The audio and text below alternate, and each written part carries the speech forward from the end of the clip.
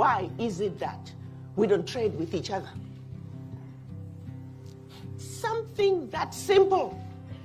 We are unable to accomplish it because when you go to that boardroom table with a colonized mind, your thinking is colonized, the outcome is colonized. It is sickening. Even as I sit here, speaking as an ambassador, but also speaking as an African, to see the obvious situations, a brick that needs to be moved from point A to point B. Well, guess what? It's got to go all the way to Z and then back before it gets to B. What is wrong with this picture? It goes back to the mind. The African mind must change. We need more people like this young man here, because what is happening in Africa today is unacceptable. We can't take care of ourselves. We have the largest arable land on the continent, and yet in some countries we are importing food.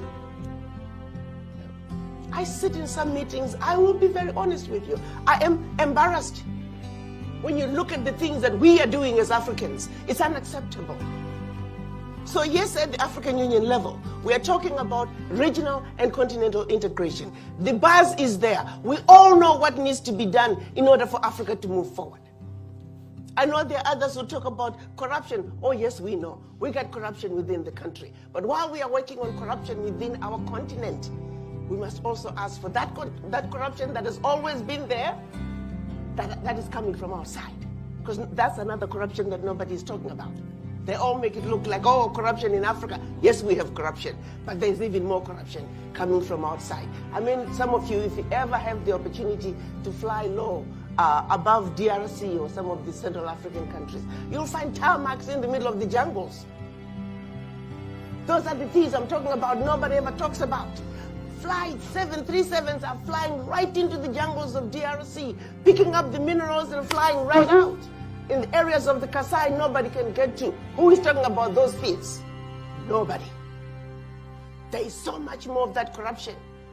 I was a tourist in Kimberley, South Africa, and flights were flying in and flying out, and I thought I was at the international airport. I asked our tour guide, I said, I didn't realize Kimberley, South Africa has an international airport. She said, oh, no. These are planes coming out from outside to pick up the minerals. I'm like, what? Where are they going with the minerals? It's our London Stock Exchange. I'm like, wow. So how does South Africa, how does this, oh, what is it? Oh, no, they get royalties.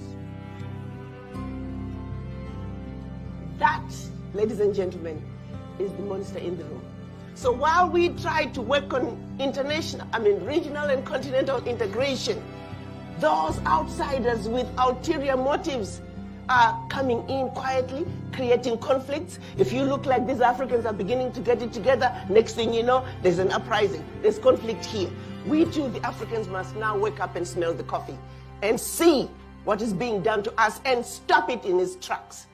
And that's what we are doing from the African Union now. Right.